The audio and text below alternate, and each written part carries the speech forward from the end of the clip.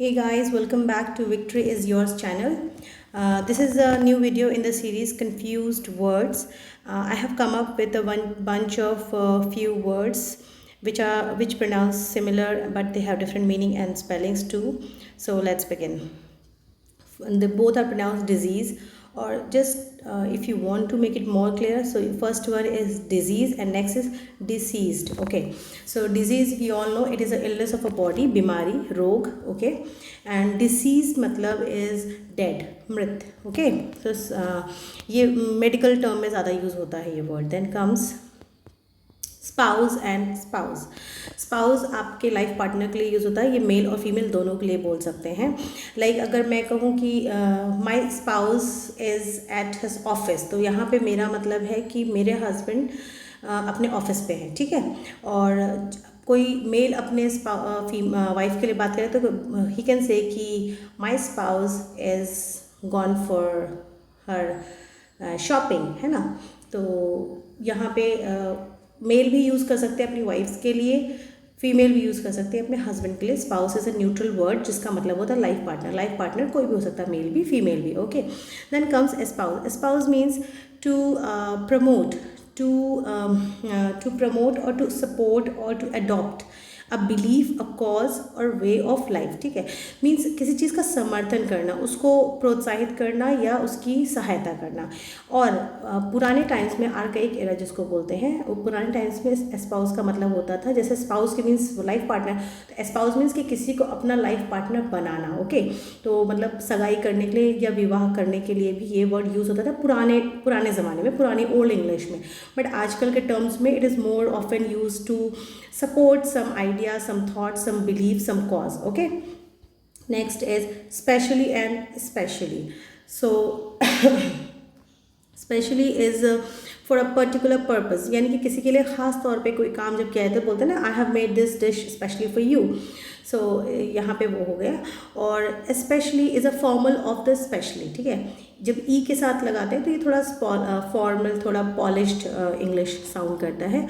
और मीनिंग दोनों की यही है, फॉर अ पर्टिकुलर पर्पस. यहाँ पे स्पेशली का मतलब है लाइक इफ़ आई से कि the dinner was fantastic specially the dessert. इसका मतलब है कि डिनर तो अच्छा था ही, लेकिन जो डेजर्ट था वो और भी ज़्यादा अच्छा था. Means I am talking particularly and praising particularly about the dessert, यानी कि जो स्वाद डेजर्ट, जैसे मैंने आपको मे बी सेकेंड वीडियो में या थर्ड वीडियो में बताया था कि dessert is something sweet served after a dinner या मील. पूरे खाने के, मेन खाने के बाद में अंत में जो एक स्वादिष्ट व्यंजन परोसा जाता है उसे डिनर का डेजर्ट कहा जाता है. DESSERT. Okay, so if you get confuse check my previous videos. Next is adopt, adapt, एडिप्ट.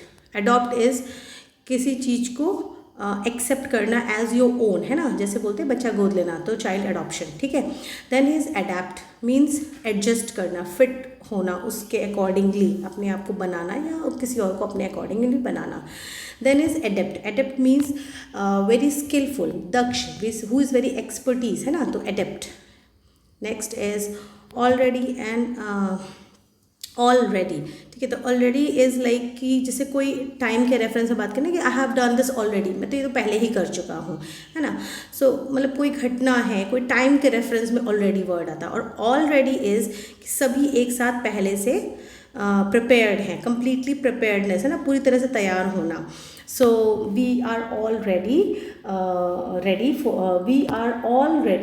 For the party. Means हम सब एक साथ पार्टी के लिए तैयार है. ठीक है, और ऑलरेडी मतलब एज आई सेड कि I had done this work already, मतलब यार I had done this homework already, means मैंने ये पहले ही किया हुआ है. So next is Angénieux and Angénieux. Angénieux का मतलब है क्लेवर, इन्वेंटिव, है ना, जिसको मतलब क्लेवर, यहाँ पे क्लेवर नेगेटिव वाला नहीं, क्लेवर मीन्स चतुर. ओके, सो या मेधावी आई कैन से, जो मतलब कुछ नया नया क्रिएशंस करने में थोड़ा सा जिसको बोलते हैं जुगाड़ लगाने में एक्सपर्टीज़ हो. आविष्कार में दक्ष, जिसको शुद्ध हिंदी में अगर मैं बोलूँ तो आविष्कार में दक्ष. Then ingenuous, ingenuous means noble, frank, honest, जो कि मतलब दिल से बहुत साफ हो, ऑनेस्ट हो, निष्कपट हो. सॉरी फॉर दिस साउंड, ये आई थिंक कोई प्लेन जा रहा है. Okay. Then next is weak and week. I know आप सबको पता है वीक और वीक क्या है, लेकिन लिखते वक्त पीपल गेट कन्फ्यूज्ड, तो इसके लिए ही मैंने इस वर्ड को यहाँ पे इंक्लूड किया हुआ है, इन दोनों वर्ड्स को। तो जो पहला डबल ई के साथ वीक है वो है सप्ताह, है ना, 7 days of a week.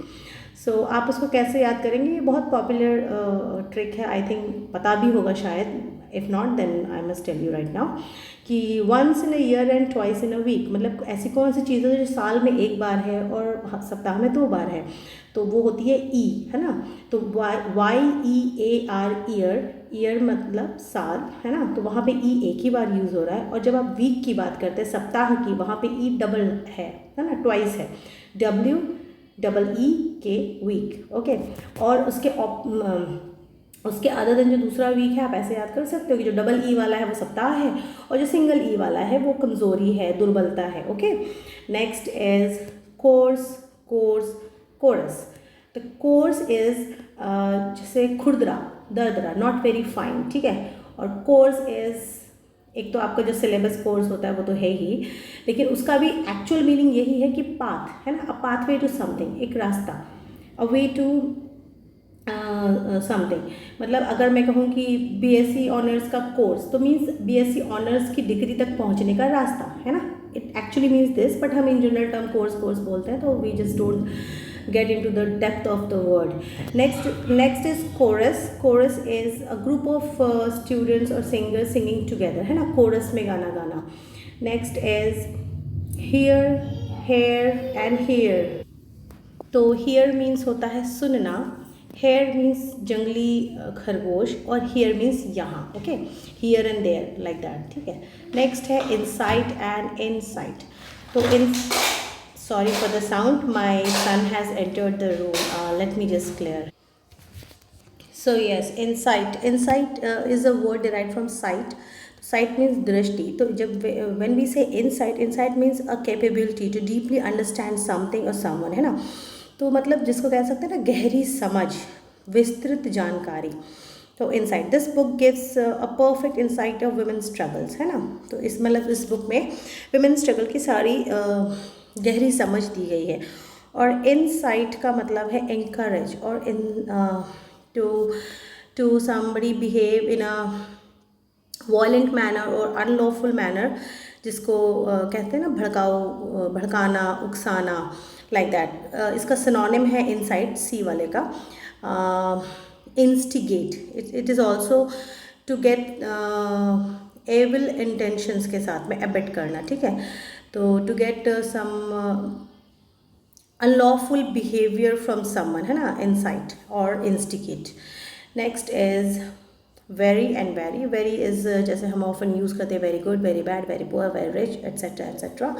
And very is like कोई चीज़ अपनी ही कैटेगरी में बहुत डिफरेंट फॉर्म्स में exist. This the fashion varies every 6 months, okay. So means differ करता है ना।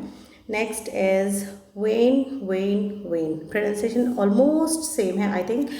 एंड वेन जो पहला है VEIN, वेन इज़ नस, जिसमें आपको जब आप इन केस हॉस्पिटलाइज होते हैं तो आपको IV दिया जाता है, इंट्रावेनस फ्लूइड, ठीक है। Next VAIN, vain is for a failure, waste, है ना, जिसको कहते हैं the effort went in vain, है ना, तो जो सारी मेहनत थी वो व्यर्थ चली गई, बेकार चली गई।